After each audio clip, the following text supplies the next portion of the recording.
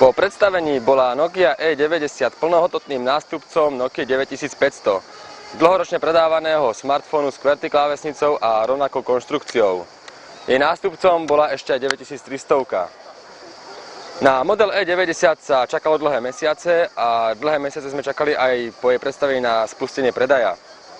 Toho sme sa dočkali v auguste tohto roka, avšak vo veľmi limitovanom množstve a za cenu cez 31 000 korún. Ak si E90 udrží cenotvorbu modelu 9500, tak sa ani po roku jej cena neobjaví pod úrovňou 20 000 korún. Komu sa zdá E90 drahá?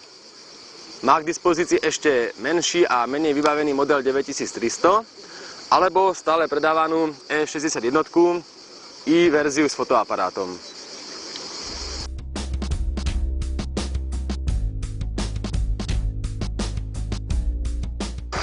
Zabudnime však na cenu E90 a poďme sa venovať jej funkčnej výbave. Momentálne je to totiž jeden z najlepších vybavených telefónov na trhu. Už v závernom stave je to plnohodnotný smartfón s QVGA displejom, dobrou klávesnicou a fotoaparátom s automatickým zaostrovaním. Vonkajší displej zobrazuje rovnaké informácie ako vnútorný, okrem fotoaparátu, ktorý funguje len v závernom stave. Ak napríklad upravujem dokument a telefón zavriem, vidím dokument aj na vonkajšom displeji. Toto správanie je však možné vypnúť a po zavretí sa môže zobraziť domáca obrazovka. V takom prípade však upravovaný dokument už potom neuvidím ani na vnútornom displeji.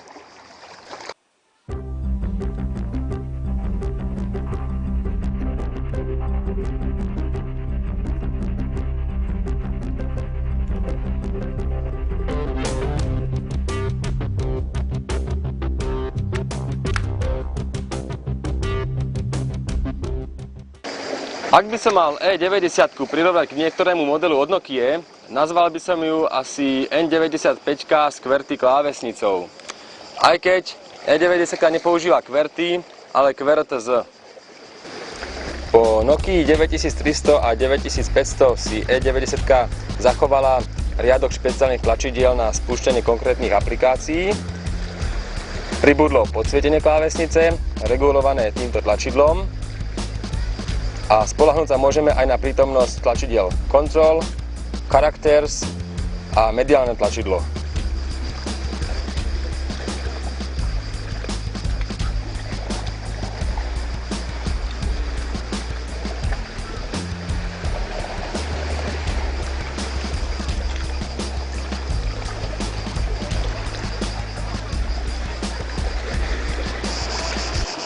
E90 už nie je členom radu S80, ale S60. Preto má veľa funkcií spoločných s ostatnými telefónmi s operačným systémom Symbian najnovšej verzie 9.2. Používa dva procesory plus grafický akcelerátor a tak Nokiu E90 môžeme kľudne považovať za rýchly telefón. Keďže E90 už podľa názvu členom E-Series, chýbajú jej funkcie a prednosti N-Series. Teda, napríklad tu nenájdeme animovanú 3D galériu, aj keď ja som spokojný s rozdelením snímok a videí do samostatných priečinkov, ktoré je bežné práve pre triedu E.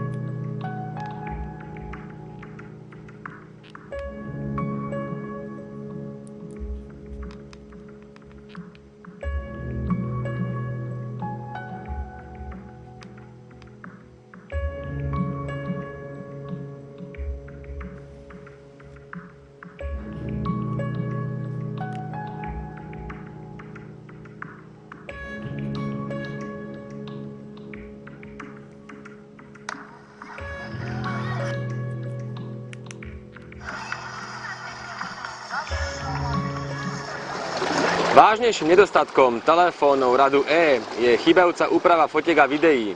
A tak musím e-mailami odosielať 3 megapixelové zábery.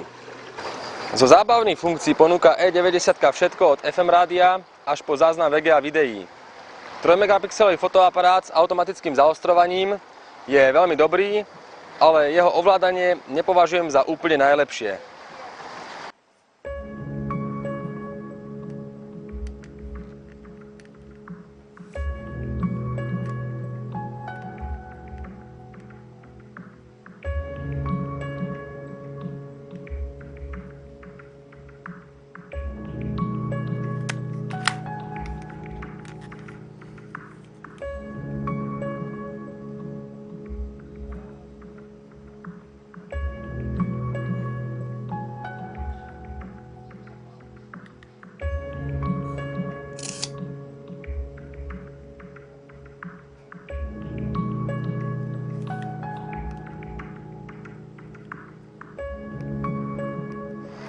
Aj pracovné funkcie zvláda E90 na výbornú. Vedie to pracovný smartfón. Editor dokumentov je veľmi dobrý, rovnako aj kalendár a opakované budíky. Kalendár je samozrejme prepojený aj s aktívnym pohotovostným režimom, na ktorom vidíme aj najnovšie správy. Stále mi však v smartfónoch radu S60 chýbajú časované profily.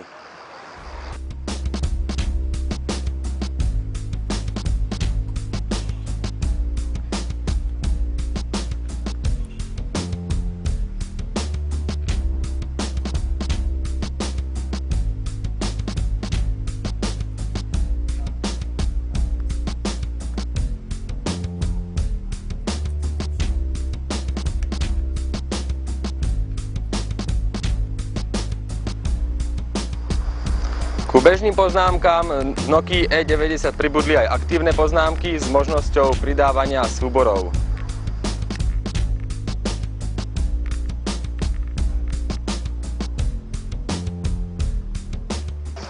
E90 má pre mňa 3 základné výhody.